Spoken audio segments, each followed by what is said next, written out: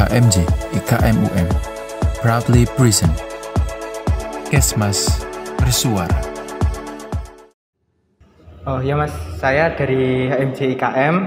Saya lagi sosial eksperimen tentang temanya alat kontrasepsi. Nah, sekarang dengan boleh perkenalkan nama sama umurnya Mas sekarang?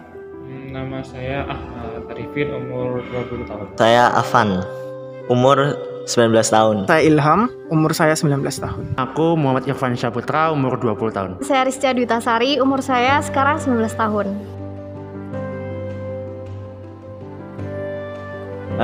Ya setahu saya alat kontrasepsi itu alat yang digunakan untuk mencegah biasanya untuk mencegah kehamilan atau agar tidak terjadi kehamilan. Kalau alat-alatnya ada banyak contohnya kayak yang paling umum banget itu kondom kan, mesti kondom itu kalau alat kontrasepsi pasti kaitannya sama kondom, padahal ada banyak kan, nggak cuma kondom, ada kondom yang mungkin biasa, ada kondom juga buat wanita, ada alat spiral, ada pil KB, itu kan semua juga termasuk alat kontrasepsi itu sih. Oke, terkait dengan alat kontrasepsi, setahuku ada dua, yaitu alat kontrasepsi hormonal dan juga non hormonal. Kalau yang hormonal itu biasanya yang dimasukkan ke dalam tubuh kayak pil KB. Lalu kalau non hormonal itu seperti kondom, IUD, implan dan juga masih banyak lagi. Yang saya ketahui itu alat untuk hubungan badan, Ya. yang mana itu untuk menghindari kita yang namanya itu pembuahan atau sebenarnya kayak kehamilan, gitu yang saya tahu. Alat kontrasepsi itu alat untuk mengatur sekaligus juga bisa sebagai penunda kehamilan dalam hubungan keluarga. Alat kontrasepsi ya, sepemahaman saya kontrasepsi itu kondom. Menurut saya tidak mempunyai kerugian ya, malah bisa membawa dampak yang positif bagi yang ingin tidak mempunyai keturunan atau semacamnya. Kalau menurut saya tidak berbahaya karena alat kontrasepsi ini juga bisa untuk mengatur jumlah anak di suatu keluarga. Jadi itu bisa memberikan dampak positif juga bagi suatu keluarga. Merugikan atau tidak itu tergantung yang menggunakan ya. Karena ya kembali lagi ke tujuannya. Kalau dia digunakan sesuai dengan tujuan ya pasti akan memberikan manfaat. Tapi kalau digunakan tidak sesuai dengan tujuan dan tidak sesuai dengan mungkin dengan petunjuk pemakaiannya yang benar ya pasti bakal tetap ada kerugiannya karena itu. Tapi kalau digunakan dengan benar sesuai dengan tujuannya, mungkin saya rasa itu tidak merugikan, malah mungkin memberikan manfaat. Setiap alat atau setiap benda itu pasti ada kelebihan ada kekurangan. Mungkin kelebihannya kita bisa mengurangi resiko kehamilan untuk kita bisa rasakan kayak tiap minggu atau untuk pasangan suami istri lah. Tapi untuk merugikannya itu bagi kebatinan itu sebenarnya kurang, kan banyak orang yang suka pakai itu namun ingin melakukan itu tapi tidak mau hamil lah. Jadi caranya ya itu memakai alat kontrasepsi itu. Tapi ya mungkin dirugikannya itu ada lagi itu kalau kayak ada kebocoran atau alat tersebut rusak, jadi resikonya di situ. Enggak dong, malah alat kontrasepsi ini hadir buat agar mengurangi resiko IMS atau infeksi menular seksual. Oke, alatnya saja itu sepemahaman saya itu ada kondom. Dan mungkin banyak ya, tapi yang saya benar-benar pahami hanya kondom. Saat ini paling banyak itu adalah kondom ya, karena di Swalayan atau Indomaret itu yang beredar adalah kondom. Ada IUD, ada spiral, ada kondom, kemudian bisa juga dengan kalender manual. Ya kalau kita tahu kan mesti kan kalau kita ke Indomaret gitu kan, yang paling kelihatan ya itu ya Sutra, ada kondom lah istilahnya ya. Kalau nyebut merek kan banyak kan lah ya, ada Vista Chicken Nugget itu kan. Nah, makanya ada kondom, ada alat spiral, ada kondom wanita, ada pil KB. Seingat saya itu sih, sebenarnya ada banyak lagi sebenarnya, tapi seingat saya itu.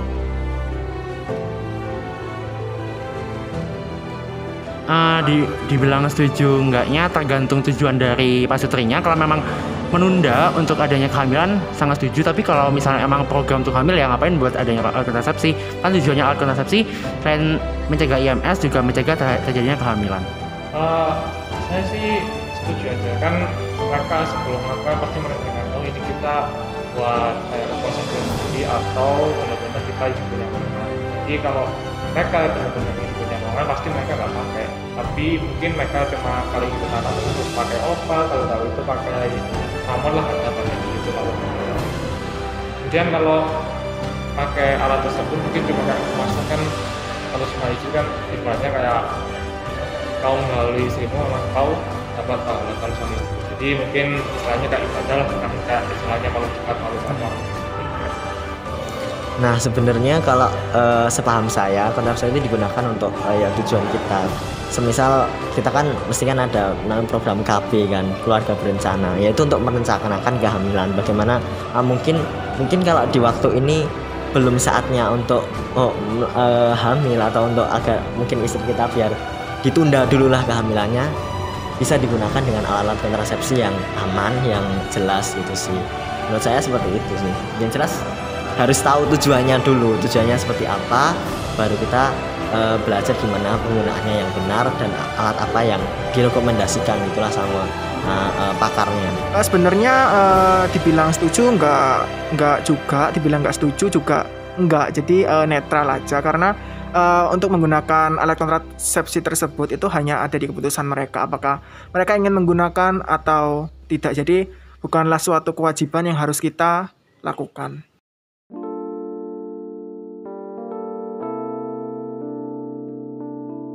Yang belum mengenal, jadi saya Rani Kawati ya, panggilannya Rani aja.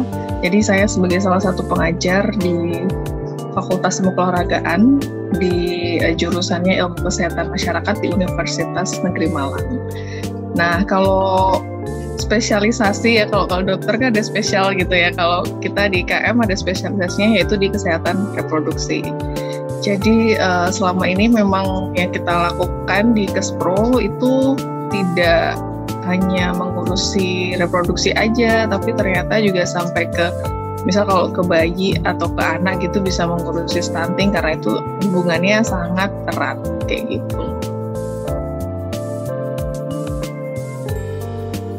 Oke, karena alat kontrasepsi itu identiknya sekarang itu dengan pasangan yang sudah menikah atau mungkin tidak menikah gitu ya, dengan yang sudah aktif melaksanakan hubungan seksual. Identiknya itu seperti itu, tapi ternyata karena tidak taunya orang atau kelompok masyarakat yang nggak tahu itu alat KB itu nggak cuman buat suami istri aja kok sebenarnya. Jadi kalau misal kita mau beli, misalnya kita di supermarket sekarang gampang ya beli kondom gitu contohnya ya. Ini saya langsung ngomong contohnya aja ya. Kadang untuk ngomong kondom pun masih malu ya nggak sih? Padahal Mbak saya mau beli kondom. Mungkin karena budaya kita juga sih, saya tidak ingin menyalahkan itu. Budaya kita masih malu-malu gitu ya, masih mungkin pikirannya ada yang belum bisa terbuka. Jadi masih merasa ya bisa dibilang tabu gitu ya. Kalian teman-teman sekalian bilang juga reproduksi ini masih dikira tabu, apalagi bahas alat kontrasepsi gitu ya. Nah, alat kontrasepsi ini sebenarnya adalah alat yang bisa untuk mengatur atau memberikan jarak untuk kehamilan. Jadi siapapun yang bisa hamil ya, itu yang bisa menggunakannya. Tapi kalau dilihat jenis-jenisnya pun ternyata nggak cuman untuk yang bisa hamil. Kalau misal bisa hamil kan berarti perempuan ya. Jadi ternyata yang buat laki-laki pun kontrasepsi itu ada.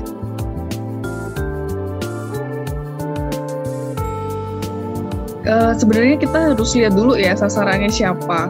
Kalau misal ke anak-anak sekolah misal gitu ya, kita nggak mungkin sampai mendetail alat kontrasepsinya A, B, C, D gitu ya.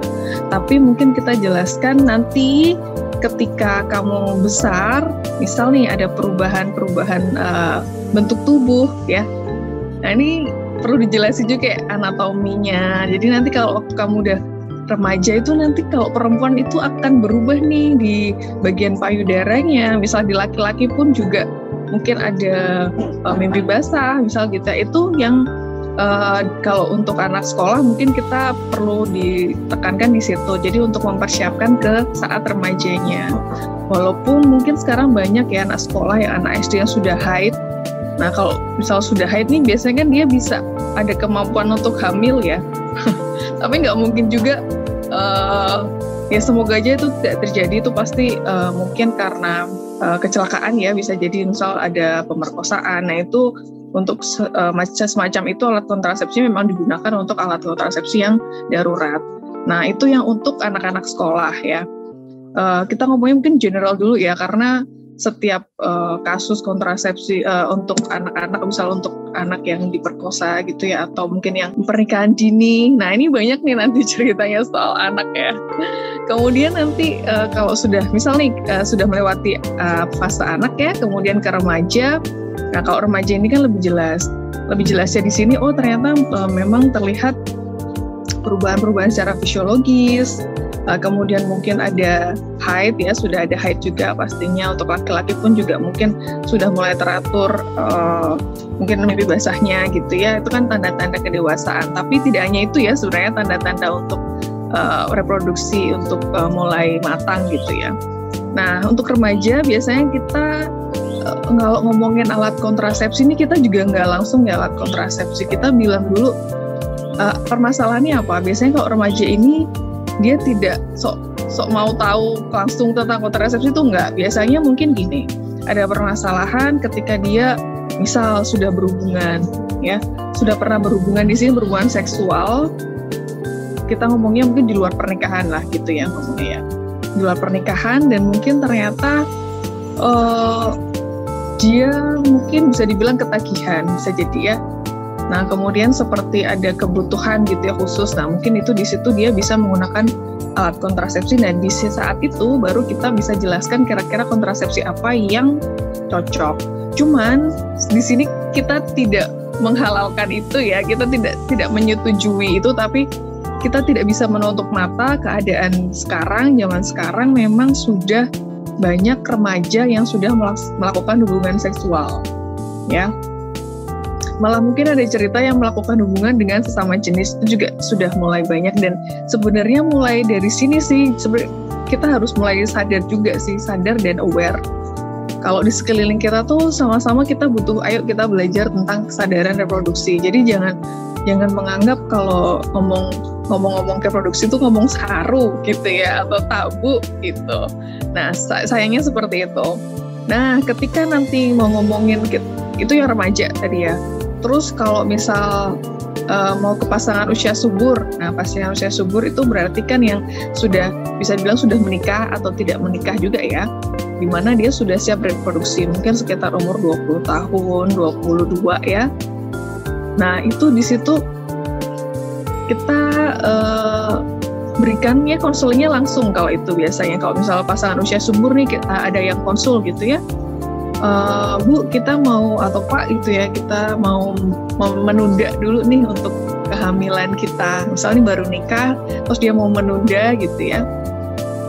Ini kita ngomongnya di luar agama ya, di luar kepercayaan. Kita ngomongnya secara teoritis ya.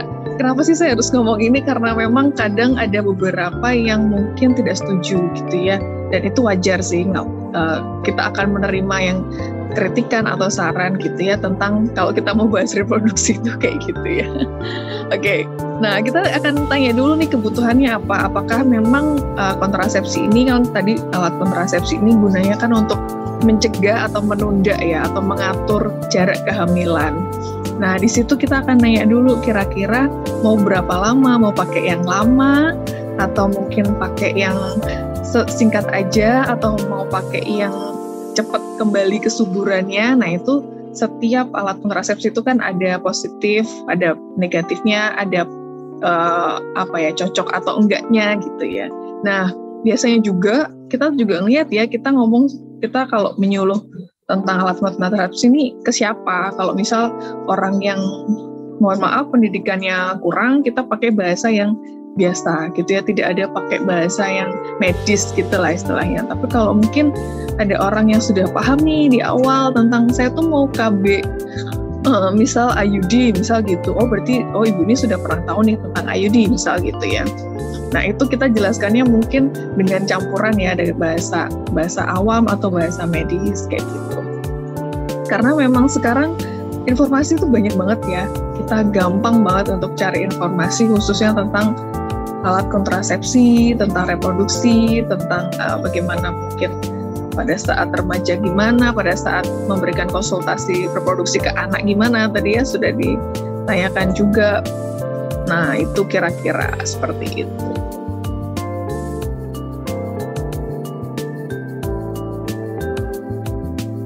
Kalau untuk alat kontrasepsinya sebaiknya kalau anak ya itu ketika memang dibutuhkan. Jadi ketika memang terjadi kegawatan atau terjadi kejahatan gitu ya, sebaiknya memang segera ya jangan sampai terjadi kehamilan gitu ya, karena kan masih kecil ya.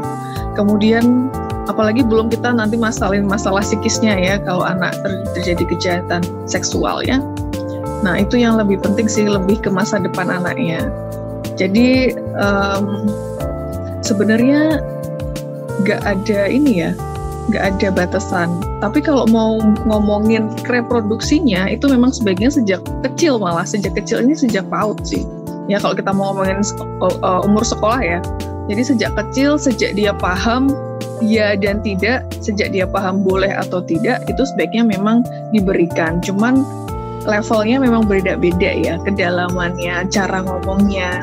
Kalau misal anak kecil nih, anak masih sekolah PAUD Pak ya kita bilangnya gitu, pasti kita akan ngajarinnya dulu tuh gini, adik ini yang ini adik tuh perempuan, kakak ini laki-laki, misal seperti itu. Jadi jangan boleh ya dipegang bagian reproduksi dan reproduksinya itu jangan dipegang. Nah ketika anak itu sudah paham nih, nggak boleh kamu pegang aku gitu ya.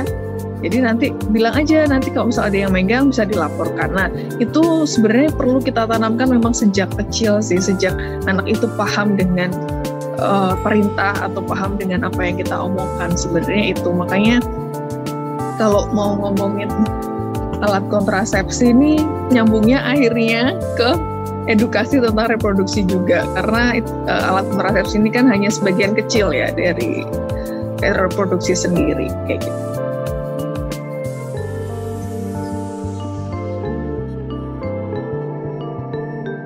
Oke, untuk secara general otomatis setiap tindakan medis itu pasti ada kekurangannya, ada kelebihannya ya.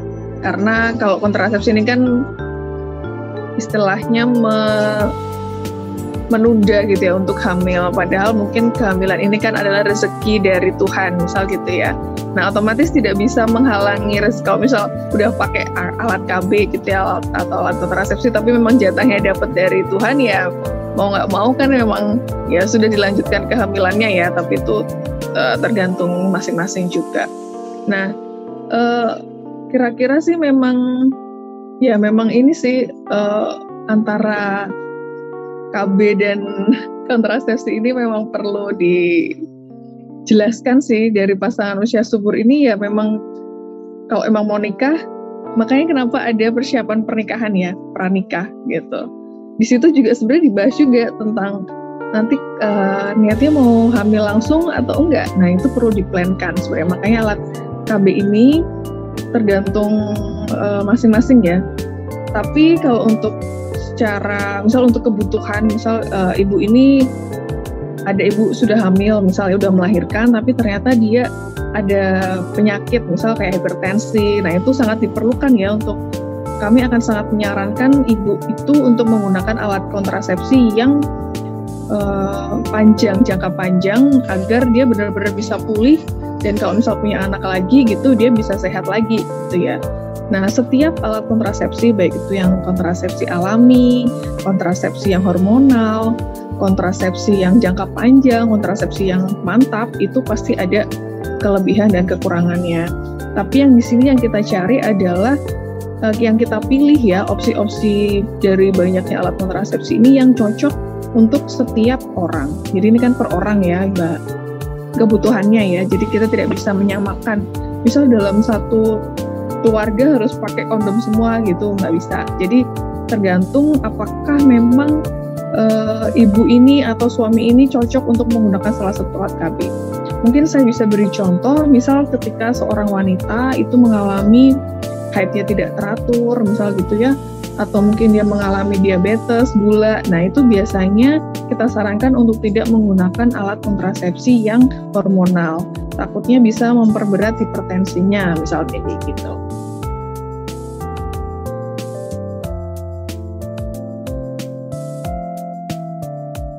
Oke, ya, makanya ketika konseling di awal sebelum memutuskan untuk memilih alat kontrasepsi apa nih gitu. Nah, itu biasanya harus suami istri. Ini kita ngomongnya suami istri ya. Harus suami istri ini saling bareng-bareng nih konsul. Jadi kalau misal nantinya si istri ini tidak bisa untuk, misalnya nggak ada yang cocok deh, alat kontrasepsinya nggak ada yang bisa dipakai karena mungkin penyakit tadi ya, penyakit hipertensi misal gitu. Nah, itu di situ mungkin malah suaminya ya yang pakai alat kontrasepsi, itu yang pertama ya. Jadi kalau misal ada yang nggak cocok, makanya ketika kita berikan, misal ada salah satu alat kontrasepsi yang sudah dipilih, misal implan itu yang ditanam di bawah kulit ya. Nah, itu termasuk kontrasepsi jangka panjang juga. Jadi misal setelah dipakaikan gitu ya, itu dia harus kontrol. Jadi dia misal kasih waktu seminggu dia untuk kontrol apakah ada keluhannya apa gitu ya. Untuk kontrasepsi lain pun seperti itu. Jadi kalau misal ada pasangan usia subur atau wanita usia subur itu, atau pria usia subur yang memang membutuhkan alat kontrasepsi dan ternyata ada keluhan, itu memang sebaiknya kontrol. Cuman memang di awal memang sebaiknya kita perlu screening ya. Screening di awal kita pastikan benar-benar kalau memang orang ini tuh pas untuk menggunakan alat kontrasepsi tersebut. Kayak gitu. Makanya kita perlu sih, kita nih anak kesmas nih harus belajar juga kenapa sih harus belajar alat-alat kontrasepsi. Kelebihannya, kekurangannya, mungkin cara penggunaannya. Nah, itu yang perlu kita tahu karena kita di lapangan kan sebagai penyuluh ya di awal ya. Jadi kita harus tahu lah. Walaupun tidak tahu mendetail pun nggak masalah, tapi yang penting kita pernah tahu, oh kalau misal ibu ini anaknya udah banyak nih, kayaknya memang perlunya kontrasepsi yang mantap nih. Tapi memang nggak semua orang juga mau ya mendengarkan apa yang kita berikan penyuluhan kita gitu. Cuman paling nggak kita sudah memberikan edukasi dan diharapkan memang ya kita perlu pendekatan lah untuk ibunya ini biar jangan nambah anak lagi bu, anaknya udah 5 bu gitu misal kayak gitu.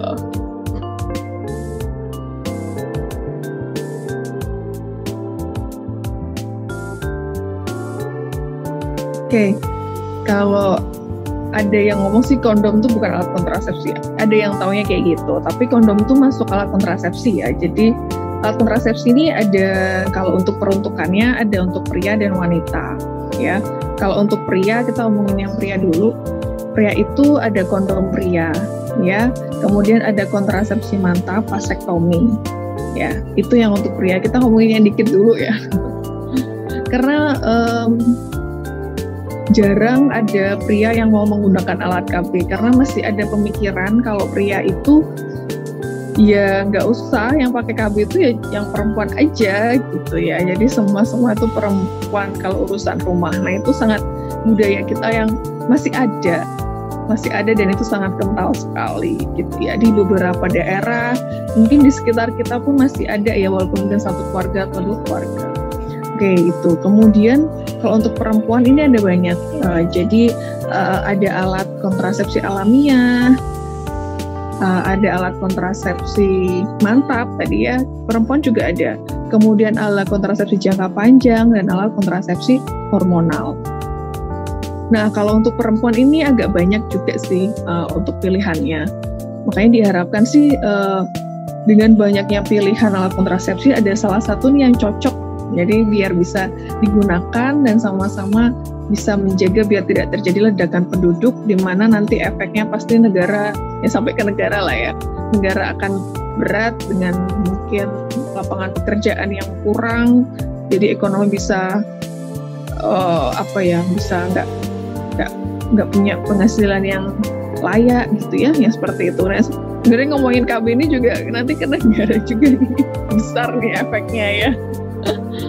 Oke, jadi kalau untuk kembali lagi ya ke alat kontrasepsi, jadi KB alamiah ini ada yang namanya KB kalender, kemudian ada yang metode amenorelaktasi. Jadi setelah ibu itu lahir, kalau dia menyusui full ya, menyusui full, benar-benar menyusui ya, maksudnya di sini bayinya tidak mendapatkan tambahan apapun, air atau makanan apapun, dan benar-benar full menyusui, itu bisa membuat KB alamiah selama kurang lebih 6 bulan. Jadi ada yang setelah 6 bulan itu nanti akan tetap harus menggunakan alat kontrasepsi lainnya.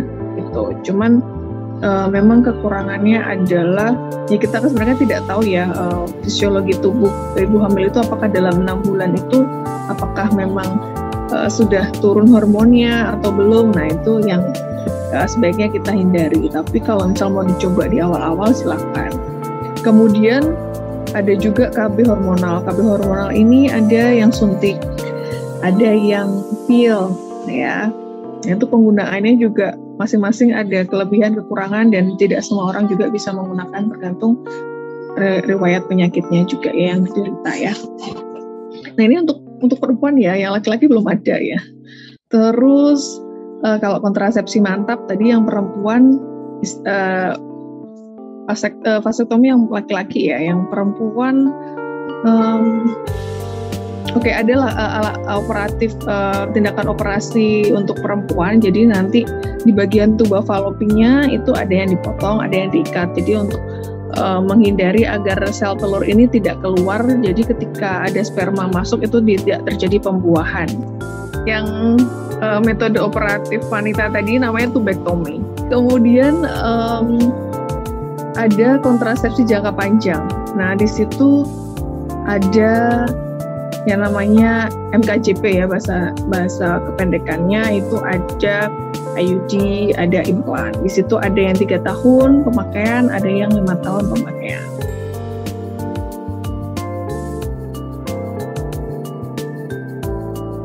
Setuju atau tidak, sebaiknya kita lihat dulu. Misal, ketika pasangan usia subur ini dia memutuskan memang untuk menunda, otomatis kita akan berikan saran ya. Kita kan hanya bisa memberikan saran dan penyuluhan ya, yang memutuskan pasangannya sendiri gitu ya, atau mereka saling memutuskan sendiri. Jadi ketika pasangan usia subur ini menggunakan KB, boleh, karena pertama KB ini tidak hanya untuk menjarakkan juga, tapi juga kalau misal bukan untuk pasangan usia subur, ini bisa mengurangi tertularnya penyakit menular ya, penyakit menular seksual dengan menggunakan kondom itu ya. Jadi kalau bukan pasangan itu, kalau misal mau berhubungan seksual, bukannya kita mengiyakan hubungan seksual di luar nikah ya, tapi dengan banyaknya penyakit menular seksual di mana remaja gitu ya, tidak hanya, kalau bahasa singkatnya kan PMS ya, tidak hanya PMS tapi mereka mungkin juga terkena narkoba, sekarang sudah banyak yang merokok misal gitu ya, pada saat sudah remaja. Nah itu memang kadang kita perlu edukasi juga, salah satunya dengan kondom untuk mencegah penyakit menular seksual.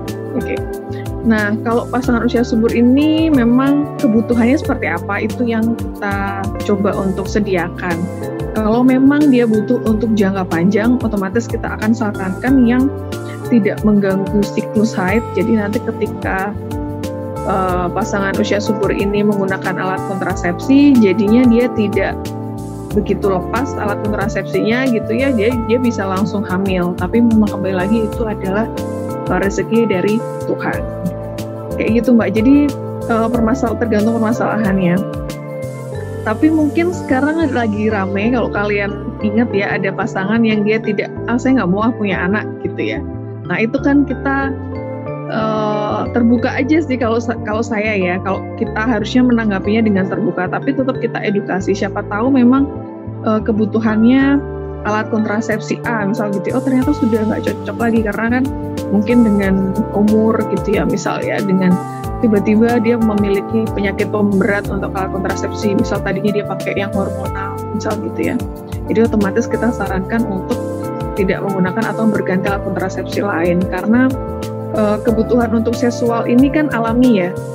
Jadi kita tidak bisa melarang orang untuk tidak berhubungan seksual gitu ya, karena memang itu adalah alamiah. Jadi kita tidak bisa menutup mata, dan sebenarnya ini bukan hal yang tabu juga sebenarnya ya, kalau kita mau ngelihat alasan-alasannya itu untuk dibicarakan, karena semuanya ini ya memang alami. Ke seorang laki-laki dan seorang perempuan itu wajar jika ingin memiliki nafsu untuk berhubungan seksual.